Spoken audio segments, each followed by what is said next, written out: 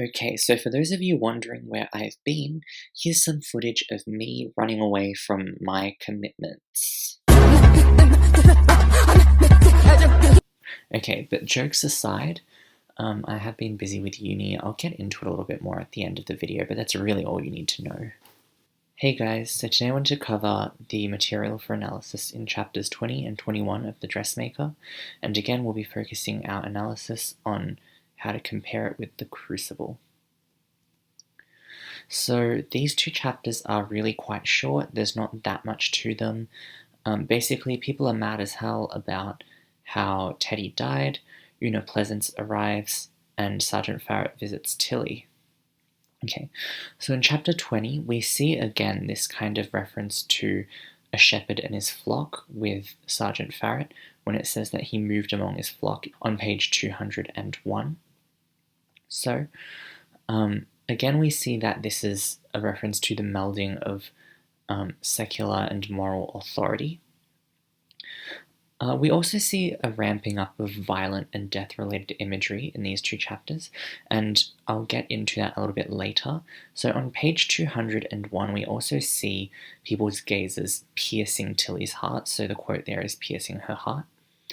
And the reason for this is because we're entering this new stage of Tilly's development, where we've talked about the tripartite goddess. We've seen her move from maiden to mother, in terms of her kind of becoming the kind of object of sexual desire. And now she's entered this stage of being the crone. So traditionally the crone is considered to be this harbinger of death. You know, she's a reminder of our mortality. And we see this directly kind of shown to us on page 202 with the reminder of death in Molly, right? So there's the quote on warm days. Flies circled her. She was silent, rising each day only to sit at the fire, her scarred old heart beating on and on. And then there's this part where she lets her head drop and her eyes close. And that's all on page 202. So it's almost as if she already has one foot in the coffin, right?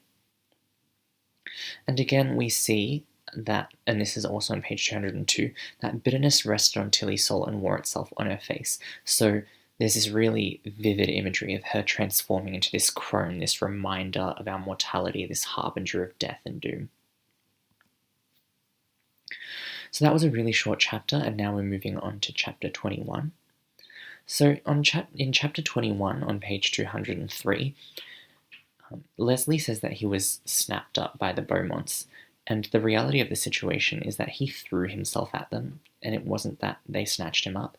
Obviously, they believed that they did, but he really sold himself to them under false pretenses. And we see the reason why he does this is because he wants to impress Una Pleasance. So on page 203, he cuts Una Pleasance off when she talks about, but Dungatar's hardly, and then the assumed kind of direction of that is that it's hardly the kind of place for someone as well trained and someone who has as an illustrious a career as Leslie kind of likes to imply that he's had. And we see his approval seeking kind of through the part on page 204 where they mention, they like steak and chips if you like steak and chips too. We also see on page 204 these smoky fingers stretched around the chimney and up into the clouds, and that's in reference to Mad Molly's house. So the anthropomorphic fingers, or the anthropomorphic smoke, it kind of gives the impression of something sinister, and the fact that it's stretched around the chimney also gives us this kind of sense of it being choked, right? And we see that especially with the word stretched around the chimney, because smoke doesn't really stretch. It can dilute, but it doesn't really stretch, but we do stretch our hands, right? So we see a ramping up as well of this violent imagery in relation to the town and the environment that Tilly is in, because it's a reflection of how hostile Dungatar is to her at the moment. On page 204, Evan Pettyman goes to meet Una Pleasance, and we see him rubbing his hand together and licking his lips, right?